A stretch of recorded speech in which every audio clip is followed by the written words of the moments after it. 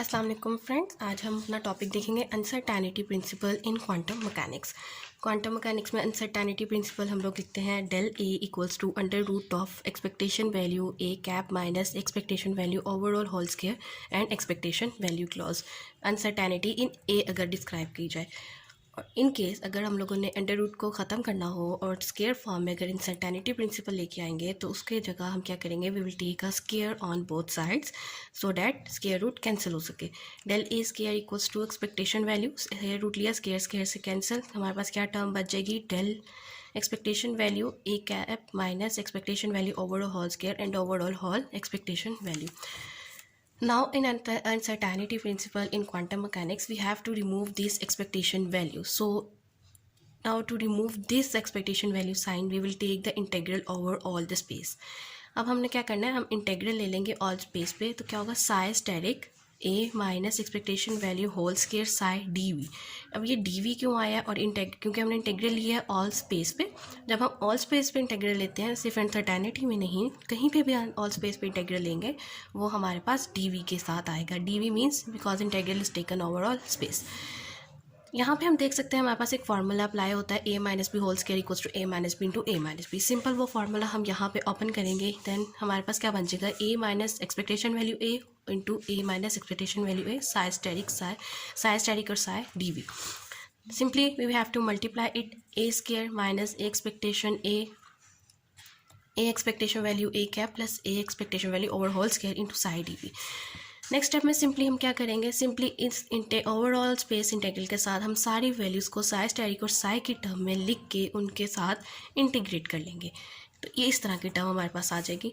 Now अब हम देख सकते हैं कि दोनों टर्म सेम है और इन टर्म्स को हम क्या कहते हैं, Hermitian operator. Now to cancel this terms, हमने मैथ्स में हमेशा पढ़ते हैं, तो किसी भी चीज़ को कैंसिल करने के लिए हम उसकी पोजीशन अगर चेंज कर लेते हैं तो हमारे पास साइन चेंज हो जाता है और फिर वो कैंसिल हो जाती है।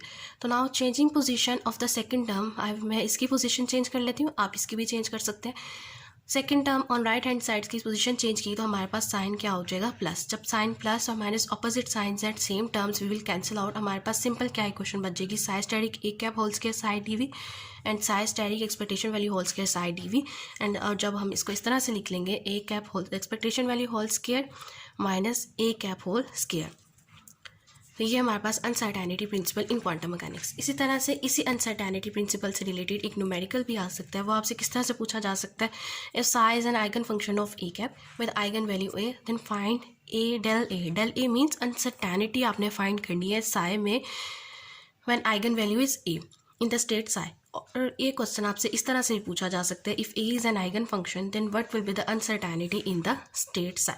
सो इसको कैसे करेंगे, दो स्टेप्स। जब भी किसी भी स्टेट की अनसर्टेनिटी पूछी हो, कोई भी आपको आइगन वैल्यू दी हो, आपने क्या करना है, एक्सपेक्टेशन वैल्यू फाइंड हम करेंगे in A and in A square.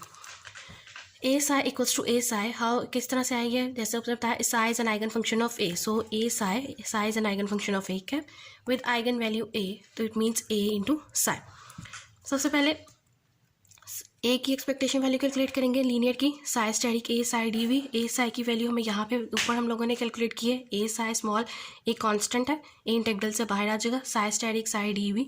हमने देखा कि psi asterisk psi d V quantum mechanics में हमारे पास 1 के इक्वल होता है, तो वो हमने 1 उसकी वैल्यू सब्स्टिट्यूट की और हमारे पास क्या आंसर आ जाएगा, एक्सपेक्टेशन वैल्यू ए की हमारे पास क्या आ जाती है, ए, और हमने इसको क्या कह ली, ये हमारे पास सेकेंड इक्वेशन आ गई।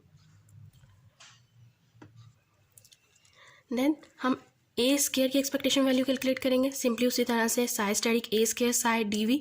ए स्क्वायर को हम लोगों ने किस तरह से लिखला, ए इंटू ए साई, मतलब उसका यानी कि टर्म तो सेम ही थी, ए स्क्वायर जब मल्टीप्लाई होगा तो वो ए स्क्वायर बन जाएगा। हम लोगों ने इसे इस तरह से ओपन करके लिख लिया, A into A psi d v equals to A psi की वैल्यू पीछे हमने लोगों ने कैलकुलेट की थी, क्या थी वो, कि ए psi equals to A Sai. वही वैल्यू, यही वैल्यू हमने कहाँ सब्स्टिट्यूट कर दी, यहाँ पे ए साई।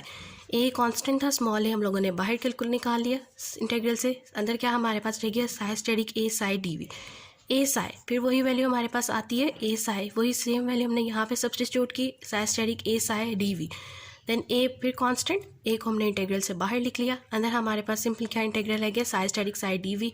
और क्वांटम मैकेनिक्स में इसकी वैल्यू हमारे पास क्या आती है, 1, सिंपल 1, उसकी वैल्यू सब्स्टिट्यूट करेंगे और हमारे पास उसकी इक्वेशन हमारे पास क्या आ जाएगी, ए स्क्वायर। फिर हमने अब पीछे अनसर्टेनिटी प्रिंसिपल डिटर्मिन किया था, वो क्या होता है, del A square equals to expectation A square minus A expectation value whole square. दोनों की वैल्यूज इक्वेशन 2 और 3 से हमने सब्स्टिट्यूट की, A square minus A square cut हो जाएंगे, सेम वैल्यूज ऑपोजिट साइंस, और हमारे पास uncertainty in the state psi हमारे पास क्या आ जाएगी, 0। So the uncertainty in the A is be 0। तो this is the uncertainty principle in the quantum mechanics.